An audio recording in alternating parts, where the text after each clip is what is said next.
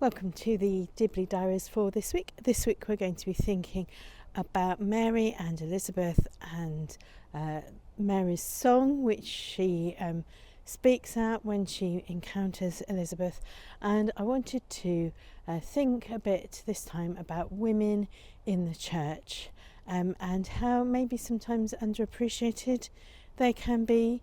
I think it's been really interesting to see that there are many women in rural ministry and who are just getting on with it, as in fact priests and other people have done through the years in rural ministry.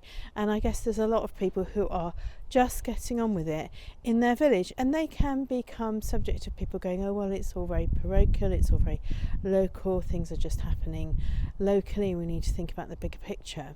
Yes, we do, but we also need to appreciate those people who are often women who are just getting on with it in the church community that they are in. I don't have the stats to hand, but there does seem to be a bias for having women in rural ministry over those in urban ministries, certainly bigger urban ministries. So I just wanted to sort of start today thinking about that challenge that we have.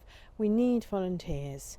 The rural church desperately need volunteers, and I just want to give thanks for all those people who've helped as volunteers, and particularly those women who have helped keep the Church of England going in rural places where otherwise there wouldn't be anyone to do the jobs.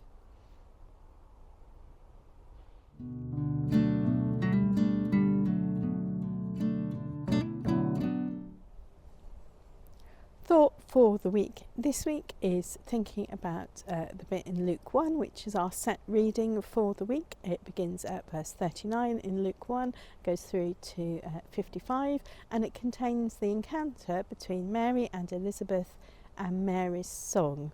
And it's a really remarkable song which Mary sings. Mary realises in this song what God is doing, and she vocalises it and she verbalises it for us. And it's a very radical song in many ways. We call it the Magnificat. It's in our evening services.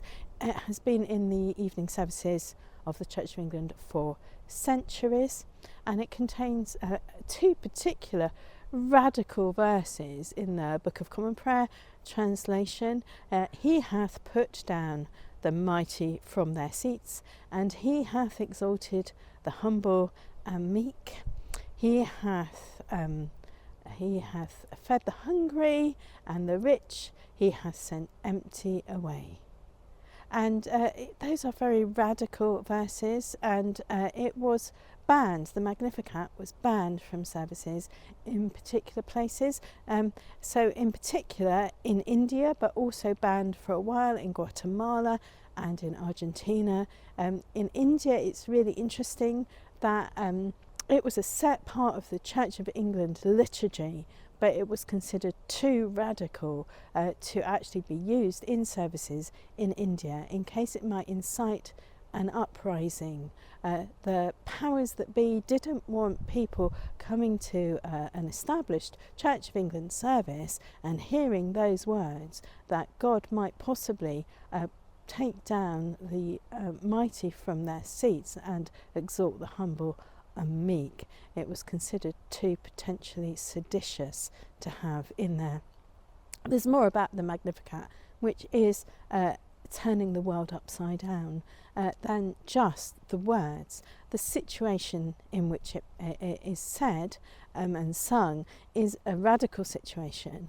It's two women who are encountering each other, and these are the words of women which are there. It's Mary's words.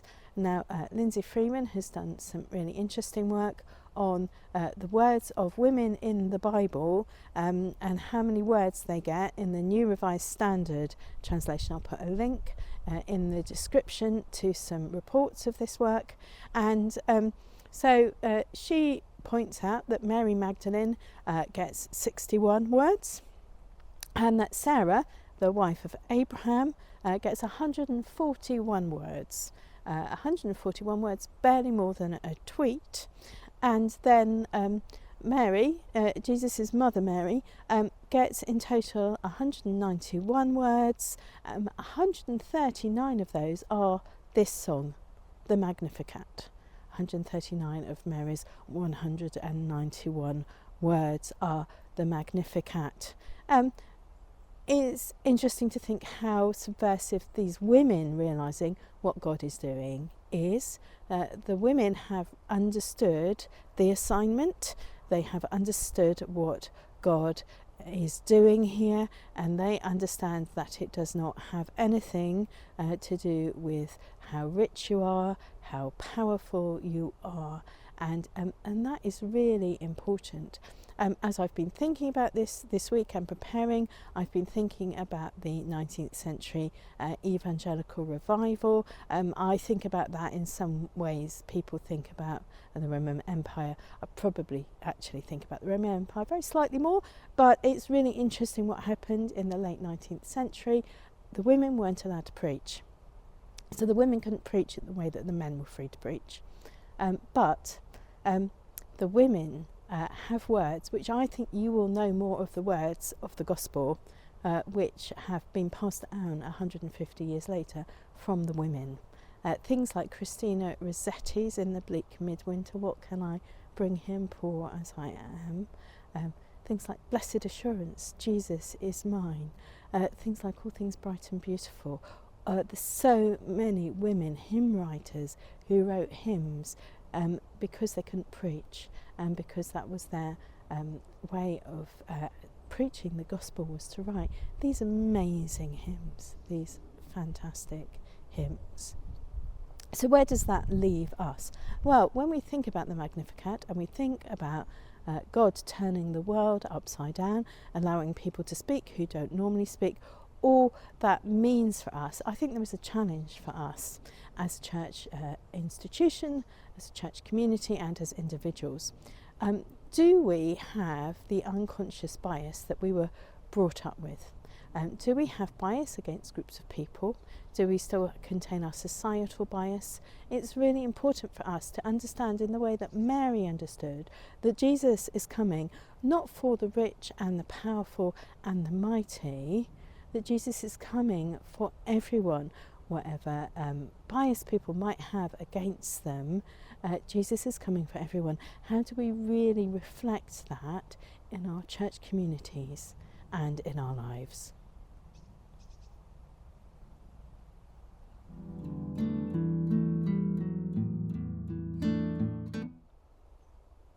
The Dibley moment of the week this week is something which happened to me in one of my church communities, where we had, at the time, we had a breakfast all together, then we had the family service, and then people would clear up.